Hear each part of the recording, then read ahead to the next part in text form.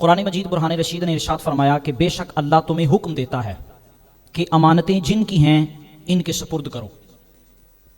اچھا، بیعت کے اعتبار سے، ووٹ کے اعتبار سے تمام کتب تفاسیر کے اندر بھی، اور جس نے بھی اس کی جو ہے وہ ڈیفینیشن کی ہے ووٹ کے اعتبار سے، وہ تین اعتبار سے کی ہے۔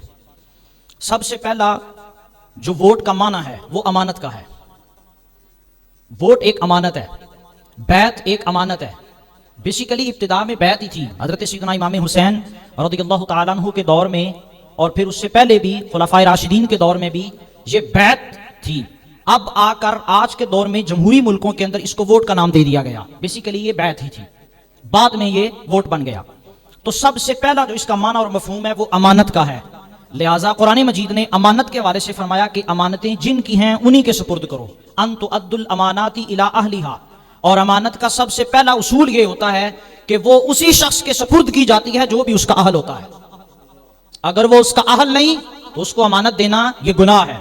اور آگے چل کر نبی کریم صلی اللہ تعالیٰ علیہ وآلہ وسلم نے ارشاد فرمایا لا ایمان لمن لا امانت لہ، اس شخص کا ایمان ہی کوئی نہیں جو امانت میں خیانت کرنے والا ہے، جو امانتوں کو ضائع کرنے والا ہے، اس کا کوئی ایمان نہیں۔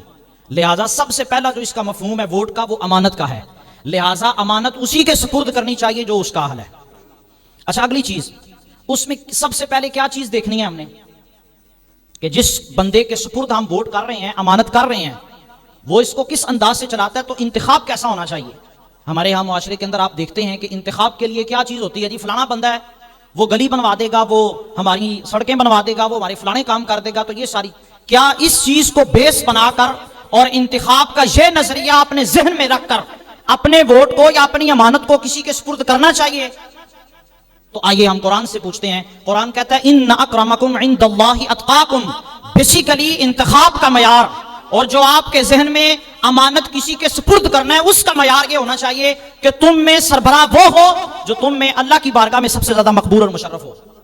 ان اکرمکم عند اللہ اتقاکم، جو اللہ کے نزدیک مقرر اور محترم ہے وہ کون ہے؟ فرمایا تقوی اختیار کرنے والا، جو متقی اور پرہیزگار ہے۔ امانت اسی کے سپرد کرنی چاہیے۔ تو سب سے پہلا جو مفہوم ہے شریعت اسلامیہ کے اندر ووٹ کا وہ سب سے پہلے امانت کا ہے۔ اگلی چیز تو فرمایا وہ شہادت ہے۔ شہادت کیا ہوتا ہے؟ شہادت ایک گواہی ہے کہ جی میں یہ گواہی دیتا ہوں کہ میرے لحاظ سے یہ بندہ قابل اعتبار ہے، یہ بندہ قرآن و سنت پر عمل کرنے والا ہے اور عمل کروانے والا بھی ہے، یہ کبھی بھی کسی بھی صورت میں اسلام اور قرآن سے کبھی روگردانی اختیار نہیں کرے گا۔ میں اس بات کی گواہی دیتا ہوں۔ اور نبی کریم صلی اللہ تعالیٰ علیہ وآلہ وسلم نے اس حوالے سے بھی فرمایا جس وقت ہم یہ گواہی دے رہے ہیں کسی کے بارے میں تو ہمیں یہ ذہن میں رکھنا چاہیے کہ وہ جو گواہی کسی کے بارے میں دی جا رہی ہے وہ سچی گواہی ہونی چاہیے۔ اگر وہ بندہ قرآن و سنت پر عمل نہیں کرتا یا قرآن و سنت پر عمل کرواتا نہیں ہے تو اس کا مطلب ہم نے اس کے بارے میں جو گواہی دی وہ تو جھوٹی ہے۔ اور جھوٹی گواہی کے بارے میں سرور کائنات صلی اللہ تعالیٰ علیہ وآلہ وسلم نے ارشاد فرمایا قیامت کے دن سب کے لیے میری سفارش عام ہوگی، یہاں تک کہ کفار مشرکین کے لیے بھی ہے۔ وہ کس اعتبار سے کہ ظاہری بات ہے ان کا حساب کتاب کا بھی معاملہ تبھی شروع ہوگا جب نبی علیہ السلام شفاعت کریں گے، سب کے لیے ہوگی۔ بعد میں پھر تخصیص آ گئی نا، ہر کسی کے لیے نہیں ہے، بعد میں اعمال کے اعتبار سے پھر سفارش کی جائے گی، لیکن ابتدا کے اندر قیامت کے دن سب کے لیے حضور کی شفاعت عام ہوگی۔ لیکن فرمایا جس نے دنیا میں جھوٹی گواہی دی اس کے لیے میری کوئی شفاعت نہیں ہوگی۔ تو اس لیے شہادت یہ گواہی ہے، لہٰذا یہ اسی کے حوالے سے دینی چاہیے جو اس کا اہل ہو اور جس کے بارے میں آپ کہہ سکتے ہیں کہ ہاں یار میں اس بندے پر اعتبار کرتا ہوں، یہ بندہ قابل اعتبار ہے، یہ اسلام دین اور قرآن و سنت کے حوالے سے کبھی روگردانی اختیار نہیں کرے گا۔ تو دوسرا اس کا معنی ووٹ کا مفہوم یہ شہادت ہے۔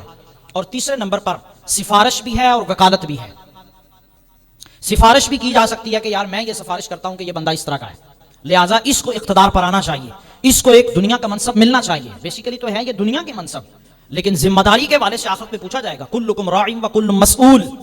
ہر کسی کے بارے میں قیامت کے دن اس کی رعایا کے بارے میں پوچھا جائے گا، سوال ہوگا، چہ جائے کہ یہ منصب دنیا کا ہے لیکن قیامت کے دن سوال ہوگا کہ دنیا میں تمہارے پاس یہ ہوتا تھا اور جتنی تمہاری نیچے رعایا تھی بتاؤ اس کے حوالے سے تم نے کیا کیا ہے، اور جو ذمہ داری تمہیں دی گئی کیا تم نے اس اپنی رسپانسبلٹی کا خیال بھی کیا یا نہیں کیا؟